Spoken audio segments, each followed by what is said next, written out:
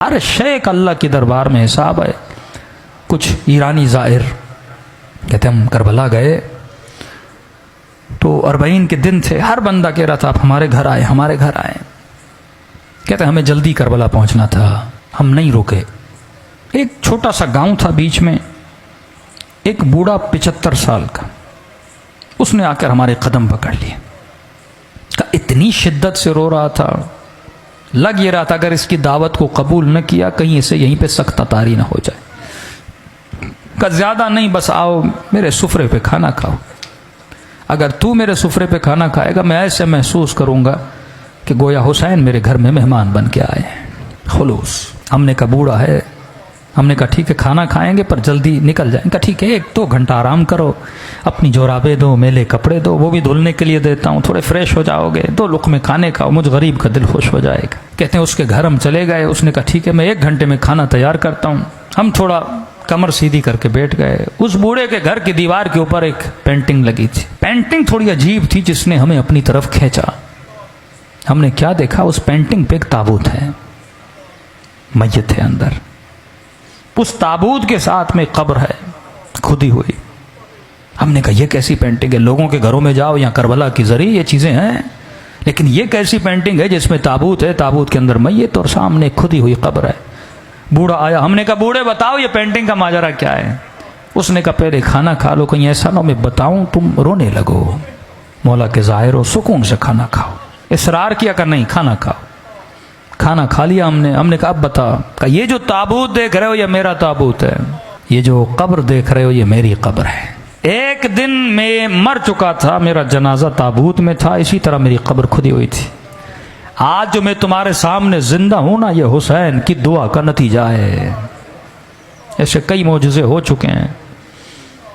کہ ذرا سمجھا تو کہنا کیا چاہتا ہے؟ کہ میرے پورے گاؤں والے سے پوچھو کہ یہ بوڑھا جس کے گھر ہم نے کھانا کھایا ہے اس کا ماضی کیسا تھا، تو سارے گاؤں والے گواہی دیں گے ہمارے گاؤں میں اس سے بڑا کوئی فاسق نہیں تھا۔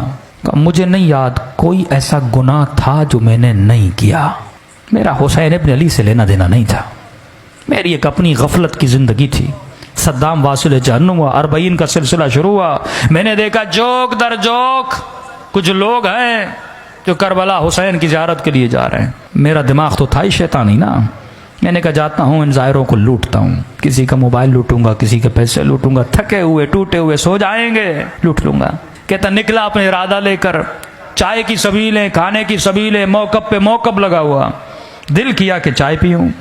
ایک موقف پہ گیا، میں نے قہوہ اٹھایا، پینا چاہا، اس جوان نے مجھے پہچان لیا کہ میں چور ہوں۔ اس نے کہا قہوہ نیچے رکھ، یہ سبیل حسین کے زائروں کے لیے ہے، چوروں کے لیے نہیں ہے، دور ہو جا ہماری سبیل سے۔ برا لگا، میں نے کہا کوئی بات نہیں، آگے دوسری سبیل سے پی لوں گا۔ آگے بڑھنے لگا، ایک بوڑھے نے دیکھا جو سبیل کے اندر تھا، کہا ادھر آ۔ میں نے کہا کیوں آؤں، چائے تو تم پلانے نہیں دیتے۔ کہا شرم نہیں آتی، سارے گاؤں والے مدد کر رہے ہیں، حسین کی ظاہروں کی خدمت کر رہے، تو خدمت نہیں کرے گا؟ میں نے کہا کیا کروں؟ اب کہتا میں حسین کو جانتا نہیں، مانتا نہیں، کوئی غرض نہیں، کوئی لالچ نہیں۔ میں نے کہا ایسے کیا مدد کروں؟ کہا دیکھ چائے بنا رہے ہیں، چینی ختم ہو گئی، 2 کلو چینی لے کر۔ میں نے کہا ٹھیک ہے، بغیر غرض کے نا، آپ نیاز کرتے ہو ذہن میں کوئی سوچ ہے نا، مولا حسین مدد کریں گے قبر میں، قیامت میں، سیدہ کو اجر دیں گی میرے آنسوؤں کے بدلے۔ کہتا نہیں میرا کوئی ذہن میں پس منظر نہیں۔ میں گیا 2 کلو چینی لی، واپسی پہ ایک اور سبیل تھی جہاں چائے چل رہی تھی، میں نے کہا چائے یہاں پیوں پھر جاؤں گا۔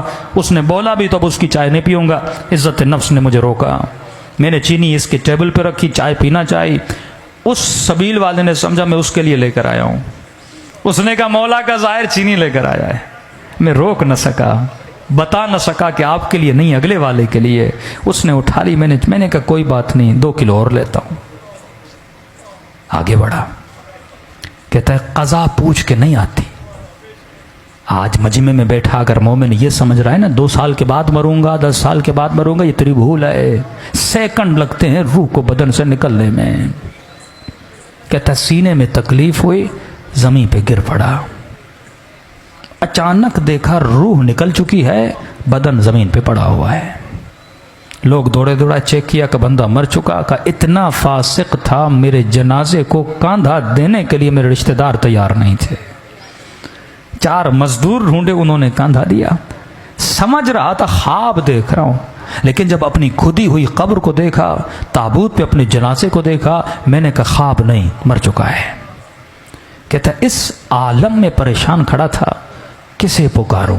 بندہ کچھ کرے تو اللہ کو پکارے نا، نہ خدا کو صحیح سے مانتا تھا۔ کہتا ہے قبر کے کنارے پہ 2 عذاب کے فرشتے کھڑے تھے، ہاتھ میں گرز لیے، اتنی ہیبت تھی ان کے وجود میں، جب دیکھتے تھے گویا میرے اندر سے جان کو کھینچ لیتے تھے۔ سمجھ گیا اتروں گا، قبر کا دروازہ بند ہوگا، عذاب شروع ہو جائے گا۔ کہتا میرا وجود کانپ رہا تھا، کسے پکاروں؟ کون آئے گا مدد کے لیے؟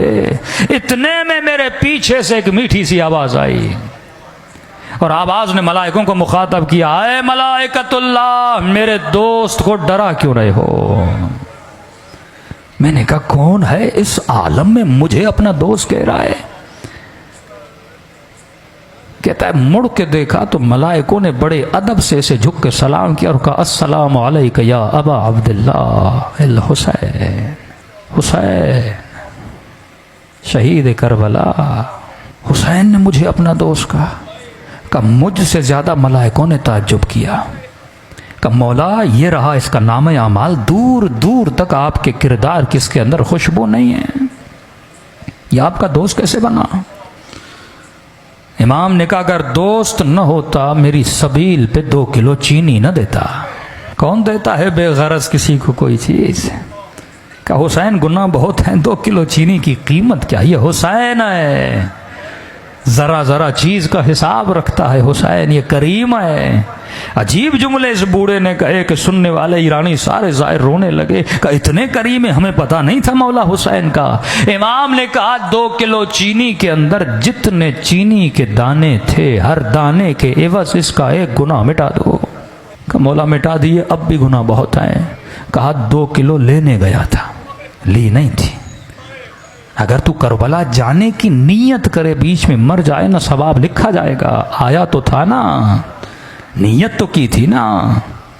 امام نے کہا دانوں کو کاؤنٹ کرو، ہر دانے کے بس۔ کہنے لگے مولا حسین اب بھی گناہ بہت ہیں۔ بوڑھا رو کر اپنا سر پیٹ کے کہنے لگا جب یہ کہا نا مولا اب بھی گناہ زیادہ ہے، کہتا میں نے سر جھکا لیا، اب حسین کیا دیں گے، کچھ ہے ہی نہیں۔ کہ مولا حسین نے کہا اور کتنے کلو کی ضرورت ہے؟ حسین خود خرید کے دے گا۔ کہ ایک شفقت بھری نگاہ سے مجھے دیکھا، کہا واپس چلا جا، اور بن کے واپس آنا۔ اب اگلی بار جب آؤ نا حسین کو ملائکوں کے سامنے شرمندہ ہونے نہ دینا۔ تبھی فرمایا 1 آنسو کے بدلے میں ہم تجھے حر بنا دیتے ہیں۔ یہ مت سمجھو آنسو نکلتے ہیں رائے گاں چلے گئے، کہ نہیں سیدہ زہرا اپنے رومال میں جمع کرتی ہے۔